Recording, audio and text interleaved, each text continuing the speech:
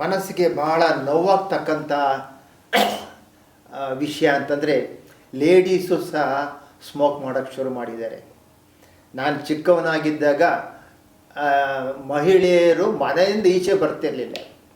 ಈಗ ಸ್ತ್ರೀ ಸ್ವಾತಂತ್ರ್ಯ, ಮಹಿಳಾ ಮುನ್ನಡೆ, ಈಗ ಮಹಿಳೆಯರು ಕೆಲಸಕ್ಕೆ ಹೋಗ್ತಿದ್ದಾರೆ.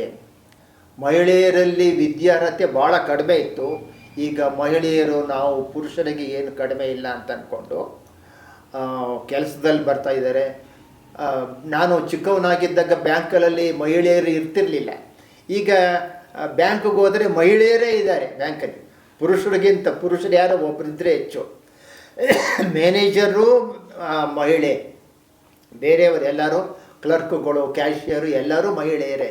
ಈ ರೀತಿ ಮಹಿಳೆಯರು ಸಹ ನಾವು ಪುರುಷರಿಗೆ ಏನು ಕಡಿಮೆ ಅಂದ್ಬಿಟ್ಟು ಮಹಿಳೆಯರು ಸ್ಮೋಕ್ ಮಾಡೋದನ್ನು ನಾನು ನೋಡಿದ್ದೇನೆ. ಮಹಿಳೆಯರು ಡ್ರಿಂಕ್ಸ್ ತಗೊಳ್ಳೋದು, ಆಲ್ಕೋಹಾಲ್ ಚಟಕ್ಕೆ ದಾಸರಾಗ್ತಾ ಇರೋದನ್ನು ನಾವು ನೋಡಿದ್ದೇವೆ. ನಿಮ್ಮ ಪ್ರಶ್ನೆ, ಮಹಿಳೆಯರಲ್ಲಿ ಯಾವ ರೀತಿ ಕ್ಯಾನ್ಸರ್? ಬಹಳ ಮುಖ್ಯವಾದ್ದು ಎರಡು. ಒಂದು, ಸ್ತನದ ಕ್ಯಾನ್ಸರ್ ತುಂಬಾ ಜಾಸ್ತಿ ಆಗ್ತಾ ಇದೆ. ನಾನು ಎಲ್ಲ ಮಹಿಳೆಯರಿಗೆ ಹೇಳ್ಬಿಡ್ತೀನಿ, ಸಂಕೋಚ ಪಟ್ಕೋಬೇಡಿ. ಮಗುಗೆ ಬ್ರೆಸ್ಟ್ ಅಂದರೆ ಏನು?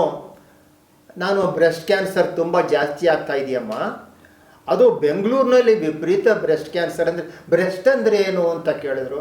ನಾನು ಒಬ್ಬ ಗಂಡಸು ಡಾಕ್ಟ್ರು, ನನಗೆ ಯಾವ ರೀತಿ ಹೇಳಬೇಕು ಅನ್ನೋದು ಒಂದು ರೀತಿ ಸಂಕೋಚ ಆಯಿತು. ಹೇಳಿದ್ದೇನೆ, ಮಗು ಹಾಲು ಕುಡಿಸೋ ಜಾಗ, ಆ ಭಾಗದಲ್ಲಿ ಏನಾದರೂ ಒಂದು ಗಂಟು, ಆ ಗಂಟು ದಿನೇ ದಿನೇ ದಪ್ಪ ಆಗ್ತಾ ಇದೆ. ತೊಟ್ಟಲ್ಲಿ ಹಾಲು ಬಂತು, ರಕ್ತ ಬಂತು. 50 ವರ್ಷ ತೊಟ್ಟಲ್ಲಿ ಹಾಲು ಬಂತು ಅಂತ ಅಂದ್ಕೊಂಡು ಸಂತೋಷವಾಗಿ ಬರ್ತೀರಾ. ಆದರೆ ತೊಟ್ಟಲ್ಲಿ ಹಾಲು ಬಂತು, ರಕ್ತ ಬಂತು ಅಂದರೆ ಅದು ಬ್ರೆಸ್ಟ್ ಕ್ಯಾನ್ಸರ್ನ ಒಂದು ಸೂಚನೆ. ಮೇಲ್ಗಡೆ ಚರ್ಮ ಒಳ್ಳೆ ಕಿತ್ಲೆಂಡು ಸಿಪ್ಪೆ ಥರ ಆಗಿದೆ, ಕಂಕಳಲ್ಲಿ ಗಂಟಾಗಿದೆ. ಸ್ನೇಹಿತರೆ, ಮನಸ್ಸಿಗೆ ಭಾಳ ನೋವಾಗ್ತಕ್ಕಂಥ ಸನ್ನಿವೇಶ ಅಂದರೆ, ಅವರು ಪ್ರಾರಂಭದ ಹಂತದಲ್ಲಿ ಬಂದರೆ ಚಿಕಿತ್ಸೆ ಗುಣಪಡಿಸೋದು 100%.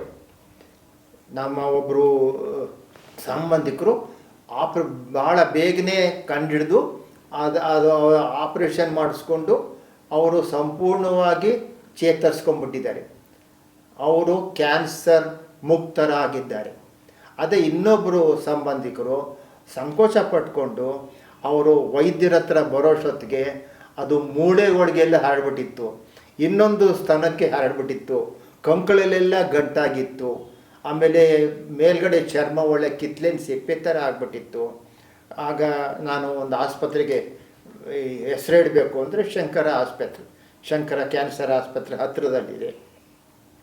ಕಳಿಸಿದಾಗ ಅವರು ಚೆನ್ನಾಗಿ ಬೈದು, ಏನಮ್ಮ ಈ ಸ್ಟೇಜಲ್ಲಿ ಬಂದಿದ್ದೀರಾ, ಎಲ್ಲ ಕಡೆಗೂ ಹರಡ್ಬಿಟ್ಟಿದೆ, ಮೂಳೆಗಳಿಗೆಲ್ಲ, ಕಾಲಿನ ಮೂಳೆಗಳಿಗೆಲ್ಲ ಹರಡ್ಬಿಟ್ಟಿದೆ, ಪಿತ್ತಕೋಶ ಲಿವರ್ಗೆಲ್ಲ ಹರಡ್ಬಿಟ್ಟಿದೆ, ನೀವು ಒಂದು 6 ತಿಂಗಳು ಬದುಕಿದ್ರೆ ಹೆಚ್ಚು ಅಂತ ಹೇಳಿದ್ರು. ಸ್ನೇಹಿತರೆ, 1 ತಿಂಗಳಲ್ಲೇ ಅವರು ಮರಣ ಹೊಂದಿದರು. ಇನ್ನೊಂದು ಕ್ಯಾನ್ಸರ್ ಅಂದರೆ ಗರ್ಭಕೋಶದ ಕ್ಯಾನ್ಸರ್. 50 ವರ್ಷ ಆಗಿದೆ, ಈಗ ಮುಟ್ಟು ನಿಂತಿತ್ತು, ಈಗ ತಿರ್ಗಾ ಮುಟ್ಟು ಶುರು ಆಯಿತು ಅಂತ ಅಂದ್ಕೊಂಡು ನಗ್ತಾ ಬಂದು ಹೇಳಿದಾಗ ನನ್ನ ಮನಸ್ಸಿಗೆ ನೋವಾಯಿತು. ನಿನಗೆ ಪುನಃ ಮುಟ್ಟು ಶುರು ಆಗಿಲ್ಲಮ್ಮ, ಅದು ಕ್ಯಾನ್ಸರ್ ಸೂಚನೆ. ಗರ್ಭಕೋಶದ ಕ್ಯಾನ್ಸರ್, ಗರ್ಭಕೋಶದ ಕೆಳಭಾಗ ಕ್ಯಾನ್ಸರ್, ಸರ್ವಿಕ್ಸ್, ಗರ್ಭಕೋಶದ ಕೊರಳಿನ ಕ್ಯಾನ್ಸರ್ ಅಂತ ಹೇಳ್ತೀವಿ. ಮತ್ತು ಅವರು ಸ್ಮೋಕ್ ಮಾಡೋದು ನಾವೇನು ಕಡಿಮೆ ಪುರುಷರಿಗಿಂತ ಅಂದರೆ, ಪುರುಷರಲ್ಲಿ ಬರ್ತಕ್ಕಂಥ ಕ್ಯಾನ್ಸರ್ ಎಲ್ಲ ಮಹಿಳೆಯರಲ್ಲೂ ಬರ್ಬೋದು. ಆದರೆ ನಿಮ್ಮ ಪ್ರಶ್ನೆಗೆ ಸೂಕ್ತ ಉತ್ತರ ಕೊಡಬೇಕು ಅಂತಂದರೆ, ಬ್ರೆಸ್ಟ್ ಕ್ಯಾನ್ಸರ್ ಅಂದರೆ ಸ್ತನದ ಕ್ಯಾನ್ಸರ್ ಮತ್ತು ಗರ್ಭಕೋಶದ ಕ್ಯಾನ್ಸರು ತುಂಬ ಜಾಸ್ತಿ ಮಹಿಳೆಯರಲ್ಲಿ. ದೊಡ್ಡ ಕರುಳಿನ ಕ್ಯಾನ್ಸರು, ಇವೆಲ್ಲ. ಒಂದು ವಿಚಾರ, ಪುರುಷರಲ್ಲಿ ಜೀವನದ ಶೈಲಿ, ಲೈಫ್ ಸ್ಟೈಲ್, ಎಲ್ಲ ಕಾಯಿಲೆಗಳು ಸಹ ಜೀವನದ ಶೈಲಿ ಮೇಲೆ ಅವಲಂಬಿಸಿರುತ್ತದೆ. ತುಂಬ ಜಾಸ್ತಿ ಹೆವಿ ಆಹಾರ ಸೇವನೆ, ಪಾರ್ಟಿ, ನೆನ್ನೆ ಪಾರ್ಟಿ, ಇವತ್ತು ಪಾರ್ಟಿ, ನೆನ್ನೆ ದಿನ ಗೃಹ ಪ್ರವೇಶ, ಇವತ್ತು ಮದುವೆ, ಆಮೇಲೆ ನಾಳೆ ದಿವಸ ಒಂದು ನಾಮಕರಣ ಇದೆ. ಹೀಗೆ ಬೆಂಗಳೂರಿನಲ್ಲಿ ಪ್ರತಿದಿನವೂ ಪಾರ್ಟಿ ಇರುತ್ತೆ.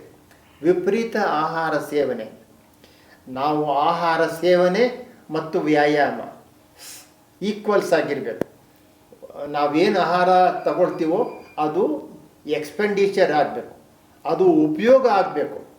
ನಾವು ಆಹಾರ ಸೇವನೆ ಜಾಸ್ತಿ, ಅದರದ್ದು ಉಪಯೋಗ ಕಡಿಮೆ ಅಂತಂದರೆ ಆಗ ಬೊಜ್ಜು, ಒಬೆಸಿಟಿ, ಬೊಜ್ಜು, ಅದರೊಳಗೂ ಮಹಿಳೆಯರಲ್ಲಿ ಬೊಜ್ಜು ವಿಪರೀತ ಕಂಡುಬರ್ತಾ ಇದೆ ಇತ್ತೀಚೆಗೆ. ಬೊಜ್ಜು ಹೆಚ್ಚಾಗಿರುವವರಲ್ಲಿ ಡಯಾಬಿಟಿಸು, ಬ್ಲಡ್ ಪ್ರೆಷರು ಅಂದರೆ ಅಧಿಕ ರಕ್ತದ ಒತ್ತಡ, ಹೃದಯಾಘಾತ ಇವೆಲ್ಲ ಕಂಡುಬರ್ತದೆ. ಸರ್, ನಮ್ಮ ತಂದೆಗೆ ಡಯಾಬಿಟಿಸ್ ಇದೆ, ನಮ್ಮ ತಾಯಿಗೆ ಡಯಾಬಿಟಿಸ್ ಇದೆ, ನನಗೆ ಬರ್ತದ ಸರ್? ನಿಮ್ಮ ತಂದೆ ತಾಯಿಯಿಂದ ಅದು ಹರಡಲ್ಲ. ಆದರೆ ತಂದೆ ತಾಯಿ ಇಬ್ರಿಗೂ ಡಯಾಬಿಟಿಸ್ ಇದ್ದರೆ ಮಕ್ಕಳಲ್ಲಿ ಡಯಾಬಿಟಿಸ್ ಬರ್ತಕ್ಕಂಥ ಸಾಧ್ಯತೆ 50%ಕ್ಕೂ ಹೆಚ್ಚು. ತಂದೆ ತಾಯಿ ಇಬ್ರಿಗೂ ಬ್ಲಡ್ ಪ್ರೆಷರ್ ಇದ್ದರೆ ಮಕ್ಕಳಲ್ಲಿ ಬ್ಲಡ್ ಪ್ರೆಷರ್ ಬರ್ತಕ್ಕಂಥ ಸಾಧ್ಯತೆ 48%. ತಂದೆ ತಾಯಿ ಇಬ್ರಿಗೂ ಬ್ಲಡ್ ಪ್ರೆಷರ್ ಇಲ್ಲ, ಮಕ್ಕಳಲ್ಲಿ ಬ್ಲಡ್ ಪ್ರೆಷರ್ ಬರ್ತಕ್ಕಂಥ ಸಾಧ್ಯತೆ ಕೇವಲ 3%. ಆದ್ದರಿಂದ ನಾನು ಎಷ್ಟೋ ಸರಿ ತಮಾಷೆ ಮಾಡ್ತೀನಿ, ನಿಮ್ಮ ತಾಯಿದು ಆಸ್ತಿ ಬಂದ್ಬಿಟ್ಟಿದೆ ನಿಮಗೆ ಅಂತ ನಾನು ತಮಾಷೆಯಾಗಿ ಹೇಳೋದುಂಟು. ಯಾಕಂದರೆ ತಾಯಿ ಕಾಯಿಲೆ ಇದ್ದರೂ ಕಾಯಿಲೆ ಚಿಹ್ನೆ ಇರಬೇಕೆಂದಿಲ್ಲ ಅಂತ ನಾನು ಒಂದು ಕಾರ್ಯಕ್ರಮವನ್ನು ಕೊಟ್ಟಿದ್ದೆ.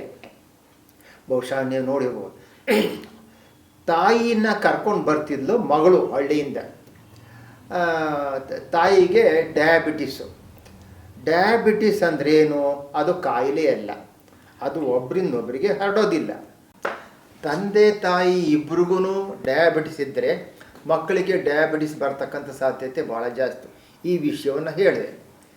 ತಾಯಿಗೆ ಡಯಾಬಿಟಿಸ್ ಅಂತ ಅಂದ್ಬಿಟ್ಟು ಆಸ್ಪತ್ರೆಗೆ ಕರ್ಕೊಂಬರ್ತಿದ್ರು.